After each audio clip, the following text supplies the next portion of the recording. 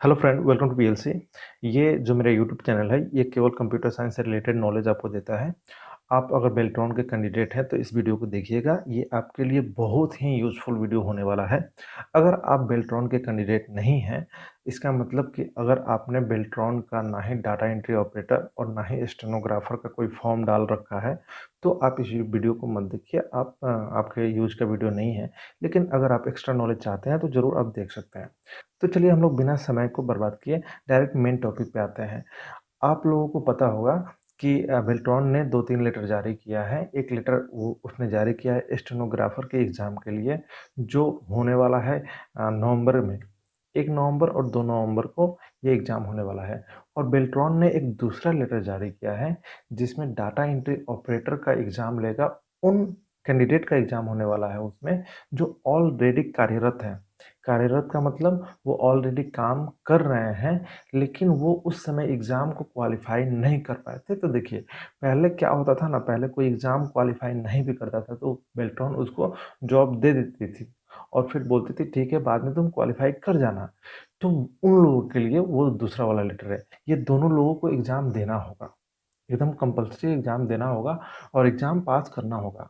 अगर आप पहले से काम कर रहे हैं तो आपके लिए तो और ज़्यादा टेंशन वाली बात है कि अगर आप क्वालिफाई नहीं कीजिएगा तो ये आपके लिए आखिरी मौका है। और ये जो स्टेनोग्राफर के कैंडिडेट हैं, जो जिनका ये पहला एग्ज़ाम है, तो उनके लिए तो ठीक है। अगर ये क्वालिफाई नहीं करते तो दूसरा चांस भी मिलेगा, तीसरा चांस भी हो सकता है मिले। लेकिन छोड़िए दूसरा तीसरा चांस कब मिलेगा कोई ठीक नहीं है। जो पहला चांस आपके सामने है, यहाँ पे अगर आपने अच्छे से कुछ ट्रिक्स और कुछ टिप्स को फॉलो किया तो ये एग्ज़ाम 100% क्रैक हो जाएगा।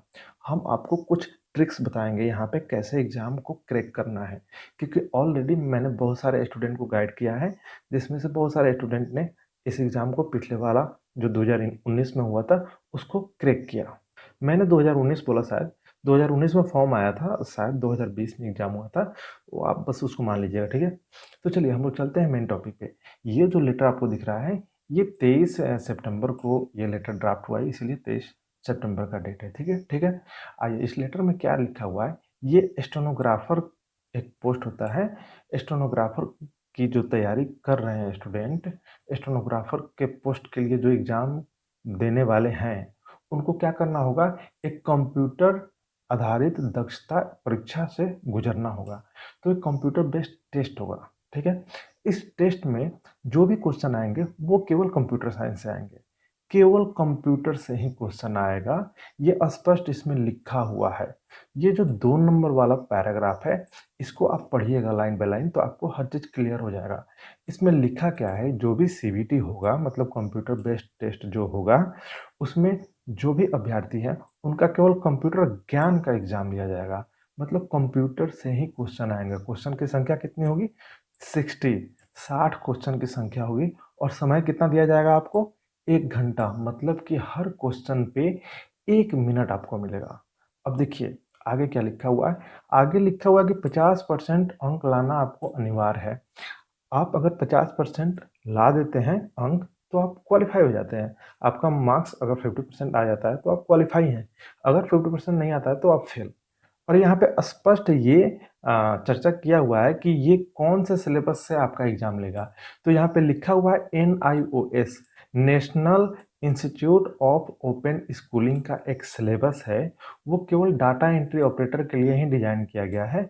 उस सिलेबस का कोड यहाँ पे लिखा हुआ है 336। आप इस सिलेबस को डाउनलोड कर सकते हैं NIOS के वेबसाइट से। हालांकि उस सिलेबस का लिंक हम अपने डिस्क्रिप्शन बॉक्स में दे देंगे, आप वहाँ से भी डाउनलोड कर सकते हैं। हाँ, तो ये जो सेकंड पैराग्राफ था, इसमें केवल आपका रिटन टेस्ट की बात हो रही थी, ठीक है? जब आप रिटन टेस्ट क्वालिफाई कर जाइएगा, तब फिर आपको टाइपिंग के लिए मौका दिया जाएगा। फिर आप टाइपिंग अगर पास करते हैं, तो फिर आपका जो भी होता है शॉर्ट हैंड राइटिंग, उसके लिए एग्ज़ाम होगा, ठीक है? तो सबसे पहला जो बैरियर है आपका, वो क्या है, रिटन टेस्ट पास करना। अगर आपने रिटन टेस्ट में ही फेल कर गया तो क्या होगा, आप आगे के लिए एलिजिबल नहीं है। तो सबसे पहले आपको सीरियस हो जाना चाहिए कि रिटन टेस्ट हम कैसे पास करें। तो कंप्यूटर का नॉलेज बेहद ज़रूरी है। तो आइए जो ये लिखा हुआ है सिलेबस, इस सिलेबस पे चलते हैं कि उन सिलेबस में आखिर क्या-क्या पढ़ना है, थोड़ा-सा उसको देखते हैं। तो हम आपको लेके चलते हैं उस सिलेबस पे और एक थोड़ा-सा दूसरा वाला लेटर भी हम आपको दिखा देते हैं। ये रहा दूसरा लेटर, ये लेटर में फर्स्ट लिखा हुआ है कि जो पहले से कार्यरत डाटा एंट्री ऑपरेटर हैं, उनको एक और मौका दिया जा रहा है सीबीटी के लिए। आप इसको पढ़ सकते हैं, आप इसको पॉज़ करके पढ़ सकते हैं। हाँ, इनके लिए समय बहुत कम है। ये 16 अक्टूबर को एग्ज़ाम होने वाला है, ठीक है? तो आपके पास मुश्किल से 1 सप्ताह का टाइम है। अगर आपने इस ट्रिक्स को फ़ॉलो कर लिया, जो टिप्स हम आपको देने जा रहे हैं, उसको आपने फ़ॉलो कर लिया, तो ज़रूर हम गारंटी लेते हैं कि आपका एग्ज़ाम क्रैक हो जाएगा।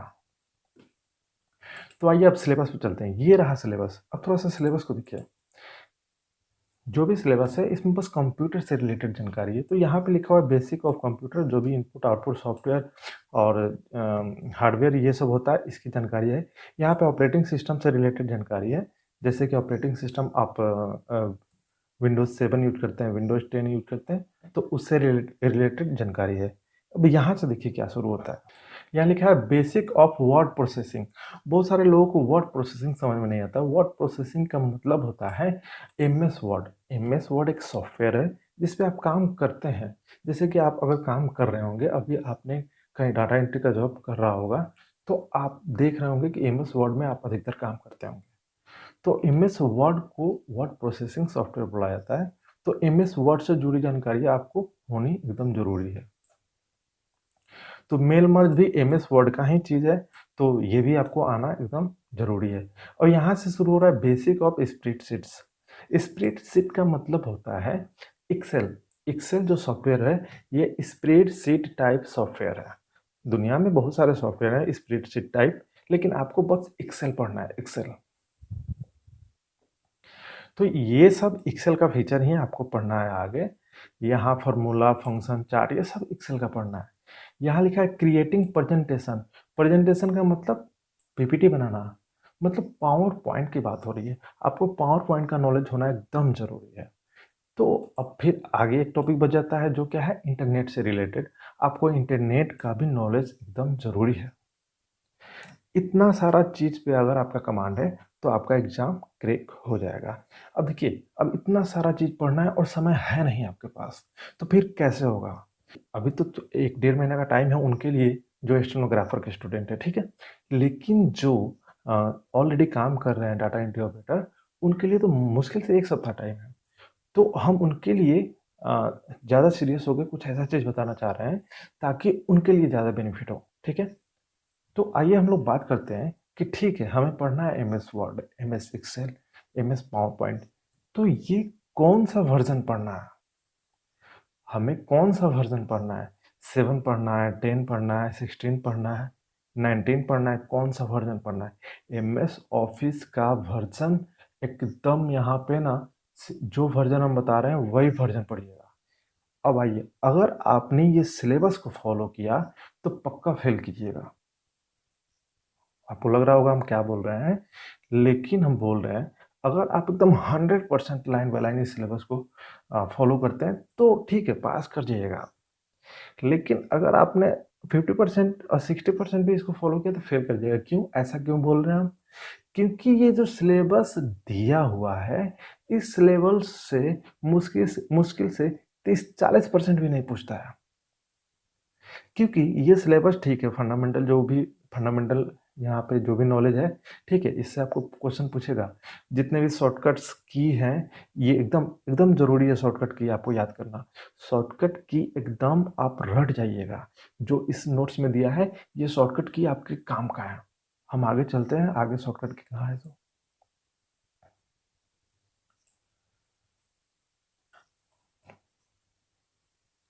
ये सब इंटरनेट से है तो आप इसको पढ़ सकते हैं। हालाँकि आपको लग रहा होगा इंग्लिश में है ये नोट्स, लेकिन जो एनआईओएस का वेबसाइट है वहाँ पे हिंदी में भी अवेलेबल है, आप हिंदी में भी पढ़ सकते हैं। देखिए, मेरा कहना था कि जो एमएस ऑफिस का यहाँ पे वर्ज़न दिया है ना, ये दिया है 7।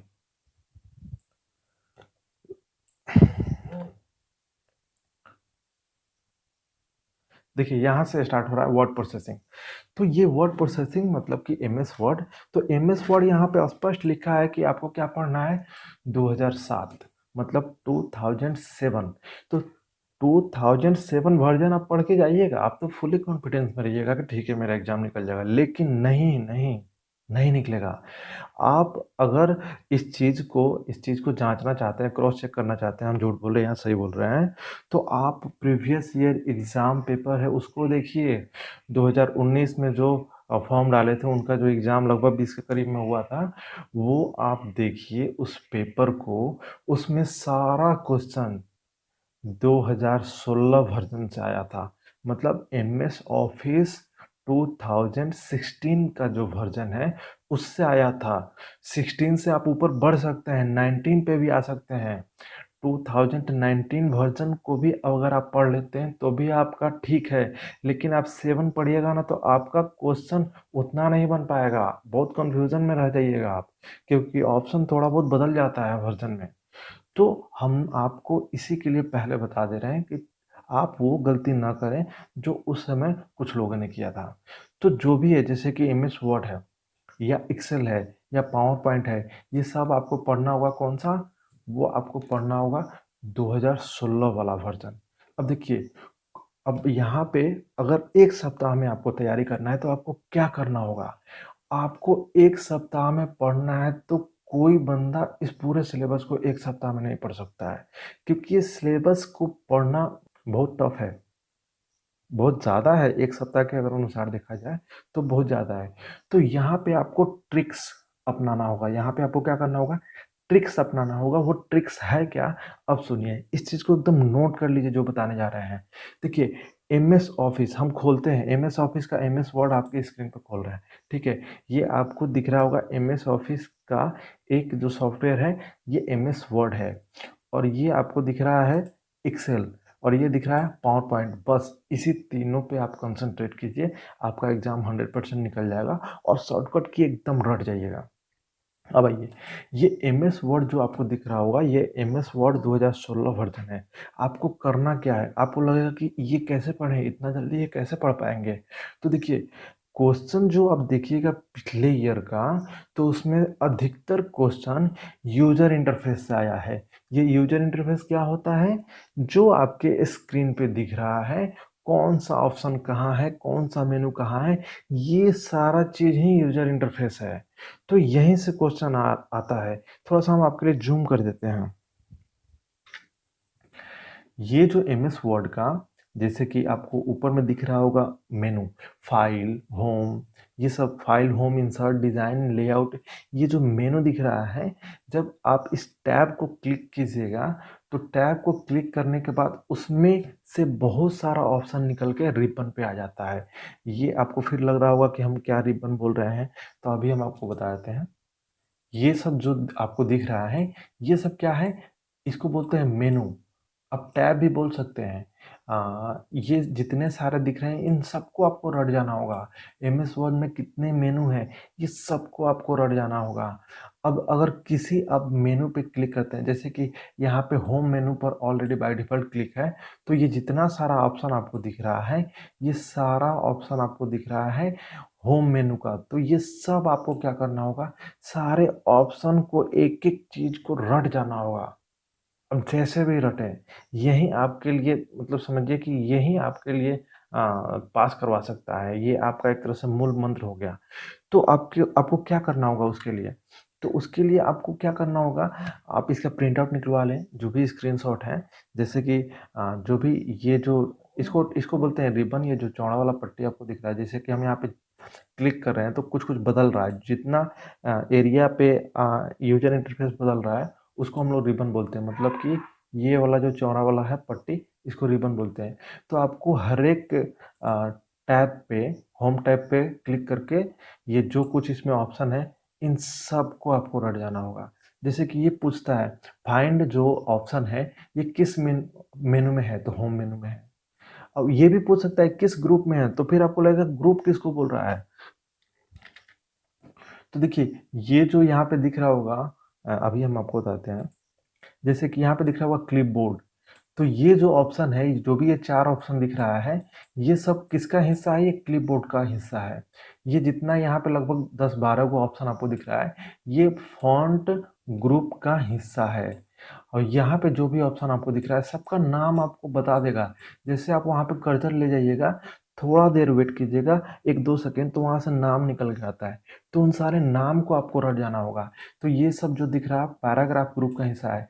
तो आपको बस एक जगह समझना है इन सारी बातों को। जैसे कि एमएस वर्ड में आप अगर समझ जाते हैं, एमएस वर्ड में अगर अच्छे से इस इन सारे बातों को अगर समझ जाते हैं, तो एमएस वर्ड का आधा फीचर तो एमएस एक्सेल में मिल जाता है। फिर उसका आधा फीचर आपको मिल जाएगा एम में, मतलब पावर पॉइंट में। तो होगा क्या कि एक जगह आपको मेहनत करना है और बाकी एक्सेल में थोड़ा सा कम हो जाएगा और पावर पॉइंट में भी मेहनत कम हो जाएगा।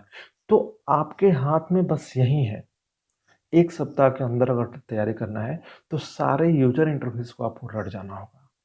ठीक है। ऐसे क्वेश्चन करके आता है, जैसे कि आप लेआउट में गए तो ये आपसे पूछ सकता है जो साइज ऑप्शन है ये कौन से मेनू का हिस्सा है, तो लेआउट मेनू का हिस्सा है। और साइज में भी पूछ सकता है, जैसे कि इस पर क्लिक किए, ये सब में से पूछ लेगा। लेटर, ये लीगल, ये सब पूछ लेगा। ये A4 बोलेगा, A4 क्या है, तो ये पेपर का साइज है। इस तरह से ओरिएंटेशन में आपसे पूछ लेगा, ओरिएंटेशन में कितने ओरिएंटेशन होते हैं, पोर्ट्रेट, लैंडस्केप, और इसमें से कुछ ऐसे ही ऑप्शन बना देगा। ऐसे दे देगा, ए में दे देगा पोर्ट्रेट, बी में दे देगा लैंडस्केप, सी में दे देगा दोनों, डी में दे देगा नन ऑफ दीज। तो आपको समझना है कि कौन सा ऑप्शन सही है। तो आप कैसे कीजिएगा, जब तक इन सब चीज़ों को गहराई से अगर आपने नहीं देखा है तो आप नहीं क्रैक कर सकते इस एग्जाम को। देखिए 60 मिनट का समय है, 60 क्वेश्चन है, इतना लंबा लंबा क्वेश्चन मिलेगा आपको एमएस ऑफिस से कि समझने में ही आपका 50 सेकंड निकल जाएगा, 60 सेकंड निकल जाएगा। तो वहाँ पे अगर आप इन सब चीज़ों से पहले से मतलब एक तरह से यूज टू हो गए हैं, मतलब एक तरह से आपको ये सब चीज़ एकदम फ़ैमिलियर हो गया है, तो आप जल्दी से उस क्वेश्चन को पढ़ के समझ के सही ऑप्शन को टिक कर सकते हैं। यही आपके लिए एकदम समझिए मूल मंत्र है।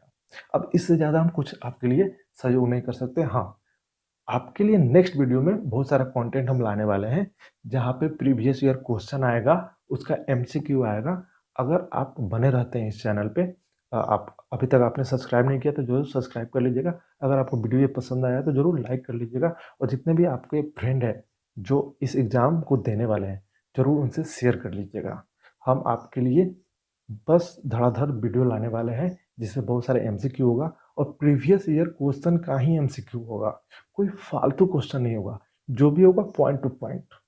ठीक है, चलिए मिलते हैं नेक्स्ट वीडियो में, तब तक के लिए थैंक यू।